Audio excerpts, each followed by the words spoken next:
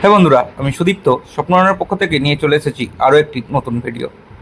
এখন চলছে আমাদের পঞ্চচুল্লী বেস ক্যাম্প সহ কুমায়ুন ট্রিপের একটি সিরিজ, যাতে 3টি পর্ব অলরেডি হয়ে গেছে। আগের পর্বে আপনাদের সামনে তুলে ধরেছিলাম পঞ্চচুল্লী বেস ক্যাম্প ও 0 পয়েন্ট ট্রেকিংয়ের গল্প। যদি না দেখা হয়ে থাকে, ডেসক্রিপশানে লিঙ্ক দিয়ে দিচ্ছি, সেখান থেকে দেখে নিতে পারেন। আজকের পর্বে তুলে ধরবো দান্তু গ্রাম থেকে, মানে যেখান থেকে পঞ্চচুল্লী বেস ক্যাম্পের ট্রেক চালু হয়। তো সেই গ্রাম থেকে আমাদের আমরা ফিরে আসবো পাতাল ভুবনেশ্বরে, সেখানে নাইট স্টে করবো। তারপরের দিন ঘুরে দেখব পাতাল ভুবনেশ্বর এবং চলে যাব আলমোড়া। এতটাই থাকবে আজকের এপিসোডের গল্প। আলমোড়ার হোটেল কেমন, পাতাল ভুবনেশ্বরের হোটেল কেমন, আমরা কি ঘুরলাম, সেই গল্পই তুলে ধরবো। তো চলুন ভিডিওটা শুরু করা যাক। হোমস্টে চেয়ারে দেখতে পেলাম বসার জন্য, অরিজিনালি সম্ভবত ভেড়ার হবে, ছাল রয়েছে।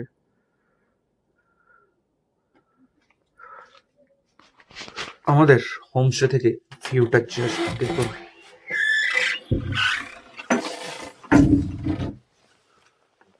এই হচ্ছে হোমস্টে থেকে ভিউ। জাস্ট গেটটা খোলার অপেক্ষা। কাল আমাদের দুর্ভাগ্য ছিল, ওয়েদার খারাপ থাকায় পঞ্চচুল্লী দেখতে পাইনি। আজকে কিন্তু পুরো ক্লিয়ার ভিউ পাওয়া যাচ্ছে। যদিও পঞ্চচুল্লীর 5টা পাওয়া খুব মুশকিল। 1 নাম্বারটা একটু জুম করে আপনাদের দেখাই। এই ডান দিকে একদম ছোট যেটা, এইটা হচ্ছে 1, 2, 3, 4, 5।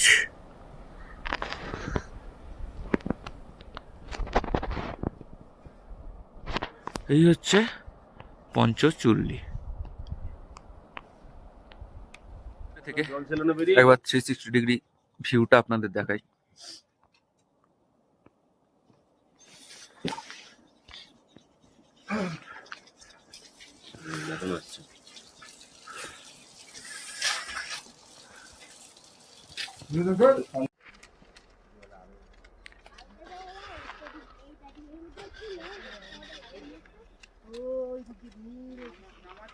নামাচ্ছে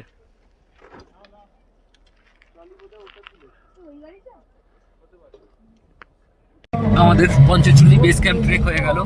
এবারের মতো পঞ্চচুল্লীকে বিদায় জানিয়ে আমরা এগিয়ে চললাম পাতাল ভুবনেশ্বরের দিকে।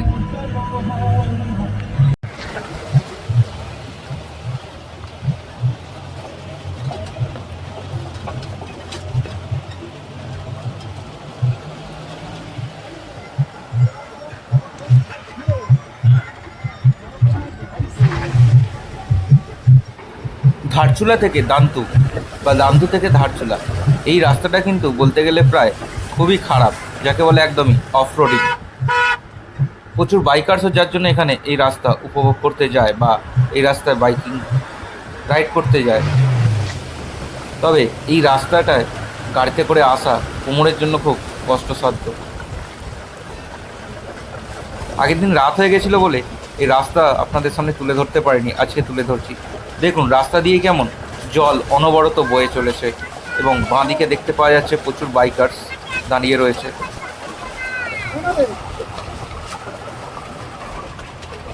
সামনে এই যে ব্রিজ দেখতে পাওয়া যাচ্ছে, এই ব্রিজ দিয়ে চলে যাচ্ছে আদি কৈলাসম পর্বতের রাস্তা এবং তার পাশ দিয়ে বয়ে আসছে কালী নদী বা কালীগঙ্গা।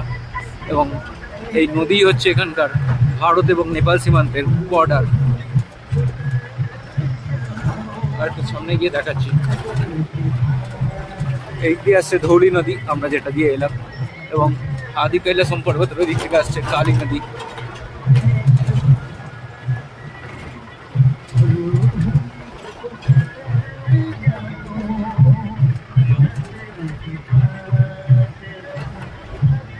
এই হচ্ছে কালী নদী, ধৌলি নদী এসে মিশে গেল কালীতে। তবে আমরা যেটা ধৌলি গঙ্গা জেনেছিলাম গাড়োয়ালের, এটা সেই ধৌলি নদী।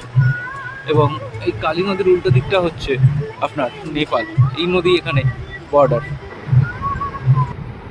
অবশেষে আমরা ধারচুলার কাছাকাছি চলে এলাম, তাই এবার ভালো রোড পেলাম। এখানে আমরা ধারচুলায় গাড়ি চেঞ্জ করে আমাদের টেম্পো ট্রাভেলারে উঠবো। তার আগে সেরে নেবো লাঞ্চ। ধারচুলা থেকে 30 কিলোমিটার আগে, মানে ধারচুলার দিকে যেতে গেলে 30 কিলোমিটার আগে পড়বে, ধারচুলা থেকে এলে 30 কিলোমিটার। এদের এখানে চিকেন, মাটন, মাছ, ডিম সবই পাবেন এবং রান্নার কোয়ালিটিও বেশ ভালো এবং রিজনেবল রেট। এর নাম্বার আমি ডেসক্রিপশন বক্সে দিয়ে দেবো। মাটন ঠিক আছে, সেদ্ধ হয়েছে।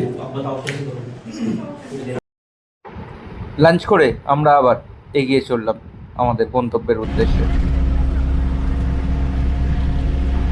অনেকক্ষণ পর ভালো রাস্তা পেতে আমাদের কোমরগুলো একটু যেন রিলিফ পেল।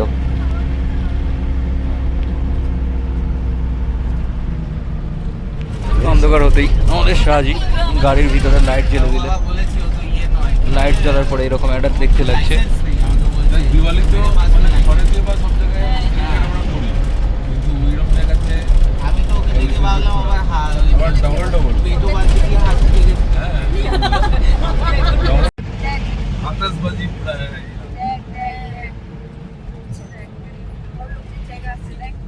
সন্ধ্যে 6:10-15 বেজে গেল, আমরা এসে পৌঁছালাম ভৈরবনাথ।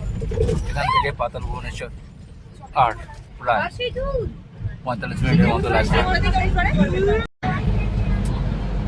ইয়ে বাঁয়ওয়ালা, আমরা এসে গেছি হোটেল মান প্যালেস। এই বাঁদিকে আমাদের হোটেল।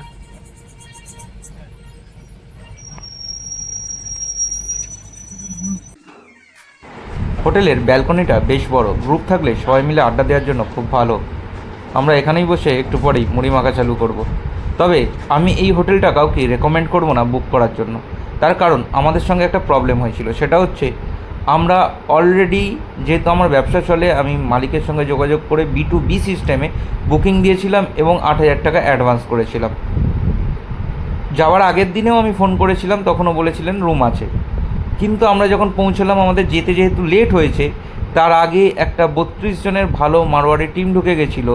তাদের থেকে বেশি দামে বেশি পয়সা নিয়ে ওরা কিন্তু তাদেরকে রুম দিয়ে দিচ্ছিল, আমাদের না দিয়ে। ইভেন চেক ইন পর্যন্ত করিয়ে দিয়েছিল। তারপর আমরা গিয়ে যখন ঝামেলা করলাম, তখন ওরা রুম ছাড়তে বাধ্য হলো। নাহলে আমরা বলেছিলাম সোজা যাচ্ছি, থানায় কমপ্লেন করব। এই কমপ্লেনের ভয় দেখাতে তবেই কিন্তু আমাদের রুম দিল। তবে আমরা আধ ঘন্টা থেকে 45 মিনিট অপেক্ষা করলাম বাইরে। সেই অপেক্ষা করার পরে আমরা রুম পেলাম। তাই আমি কিন্তু এই হোটেলটার লোকেশান বলুন, ভিউ বলুন, খুবই সুন্দর। কোনো কিছু নিয়েই কমপ্লেন থাকবে না লোকেশান বা ভিউ নিয়ে। কিন্তু এদের এই ব্যবহারটা সত্যিই খুব খারাপ লেগেছে। বিশেষ করে ধরুন আমরা গ্রুপ ছিলাম, ঝামেলা করে মিটিয়ে নিয়েছি। যেই ক্ষেত্রে হাজব্যান্ড ওয়াইফ দুজন যাচ্ছে বা সঙ্গে একটা বাচ্চা নিয়ে যাচ্ছে, ওনাদের ক্ষেত্রে কিন্তু প্রচুর স্ট্রাগল করতে হবে এই রকম সিচুয়েশানের সম্মুখীন হলে। তাই আমি কখনোই অন্তত এই মান প্যালেস রেকমেন্ড করব না।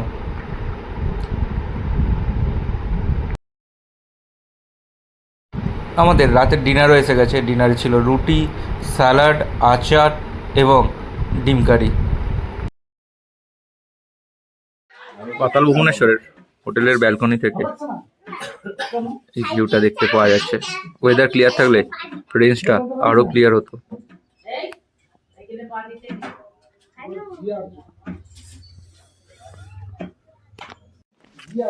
এরকম ব্যালকনি চা খেতে খেতে কোথাও পাবো জানি না। একদম হুমায়ুন রেঞ্জের সব প্রত্যেকটা পিক মানে চোখের সামনে পড়ছে। একদম ত্রিশূল থেকে শুরু করে নন্দাকোট প্রত্যেকটা পিক দেখা যাচ্ছে। দিন বাড়লে, সূর্যের আলো বাড়লে আরো ক্লিয়ার হবে প্রত্যেকটা শৃঙ্গ। অসাধারণ। হ্যাঁ, সারা কিছু বলতে পারে না। সকাল থেকে বলছি এটা কি গাছ, ওটা কি গাছ, কিছু বলতে। পাতাল ভুবনেশ্বরের হোটেলের জানলাতে পর্যন্ত দূরের পিকের ক্লিয়ার রিফ্লেকশন লাগছে, দেখতে পাওয়া যাচ্ছে। এটাই দেখাচ্ছে এবার উল্টো দিকে।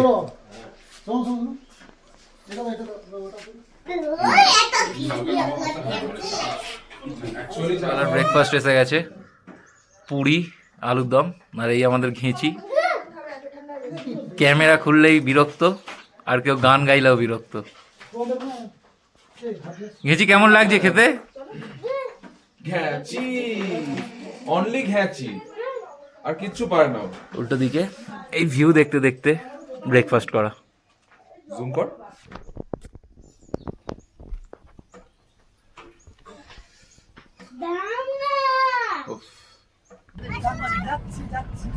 আমরা পাতাল ভুবনেশ্বরের হোটেল থেকে এগিয়ে চললাম পাতাল ভুবনেশ্বর দর্শনে। হোটেল থেকে কিলোমিটার দেড়েকের ডিস্টেন্স। চলে এলাম পাতাল ভুবনেশ্বর পার্কিংয়ে। বিশাল লম্বা লাইন, প্রচুর পার্কিং হয়েছে। এই অবস্থা দেখুন, পিছন দিকেও গাড়ি গাড়ি। এই এন্ট্রি পয়েন্ট, ঘন্টা বাজিয়ে একে একে এগিয়ে চলেছে আমাদের সবাই। এই এই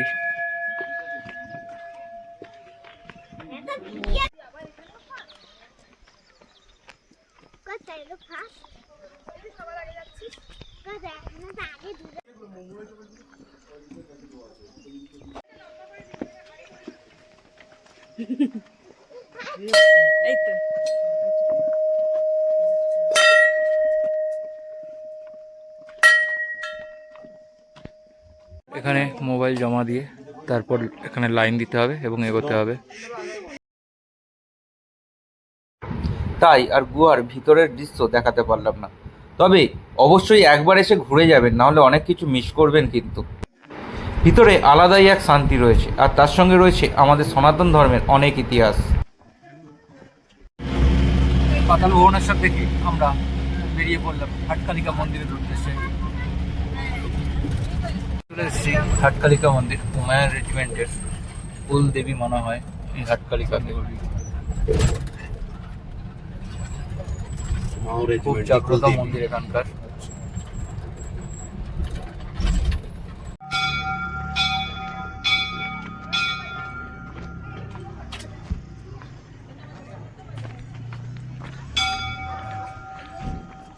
অনেক বড় বড় ঘন্টা লাগানো আছে এখানে।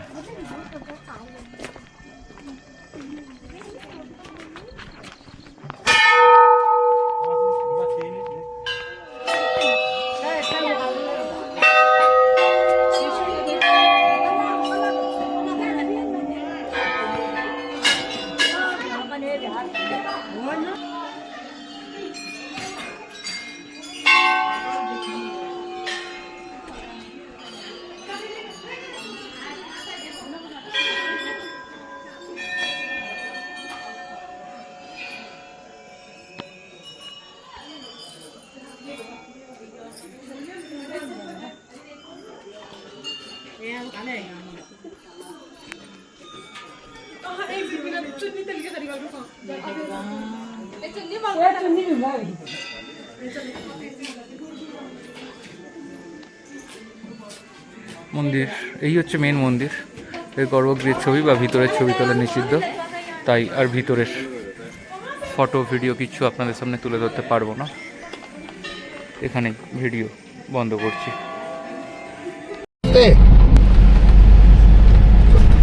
हाँ बोलो बोलो, मैं सुन रहा हूँ।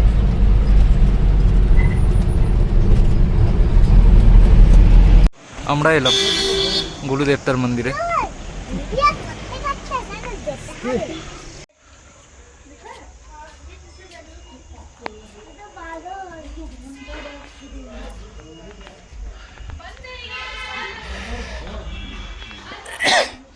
ওই মানসিক কত ঘন্টা দেখুন, সবই মানসিকের ঘন্টা। মানসিক পূর্ণ হলে এখানে লোকে ঘন্টা দিয়ে যায়।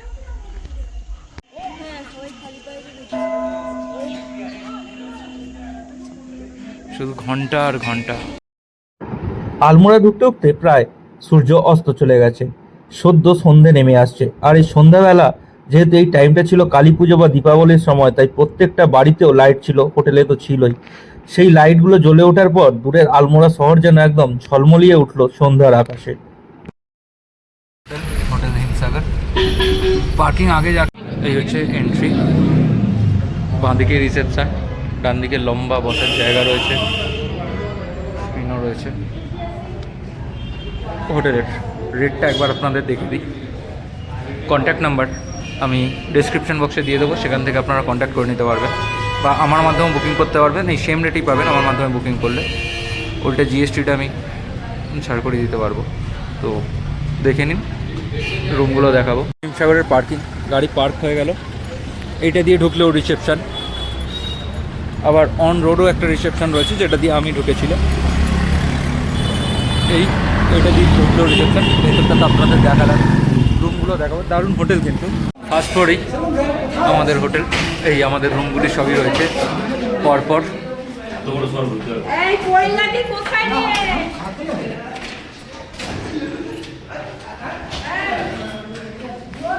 এই 212 সমস্ত ক্লায়েন্টদের রুম দিয়ে দেওয়ার পর দুখানা ব্যাচেলার ছেলে যারা আমার এই ট্রিপে বন্দী হয়ে গেছিলো তাদের নিয়ে চললাম আমার রুমে। এটা 4 বেড বা ফ্যামিলি স্যুট বলে এটাকে অ্যাকচুয়ালি। এখানে একটা ডবল বেড, এর আলোটা জ্বলছে না দেখছি। এখানে একটা ডাবল বেড, সোফা, আজকে আসল যোগে দেবো। সম্ভবত 2টো বাথরুম হয় ফ্যামিলি স্যুটে, জানি না এর কটা বাথরুম দিয়েছে। এদিকে রয়েছে ব্যালকনি, ও সরি ব্যালকনিতে তালা দেওয়া কোনো কারণে। এখানে ওয়ার্ড্রপ, দেখি সরো একবার বার করো। 2টো এক্সট্রা বসার জায়গা দেওয়া রয়েছে।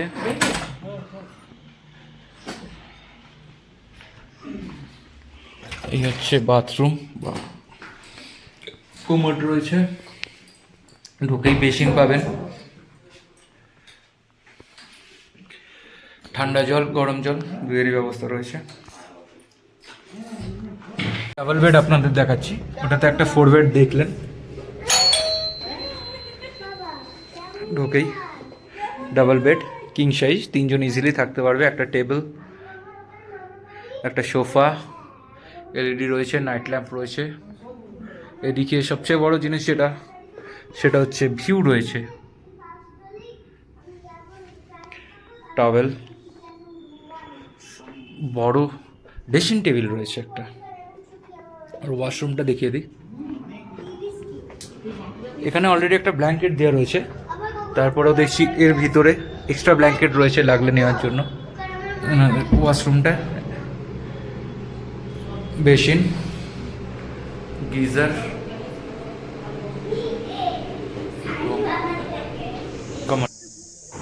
আজকের মতো ভিডিও এখানেই শেষ করছি।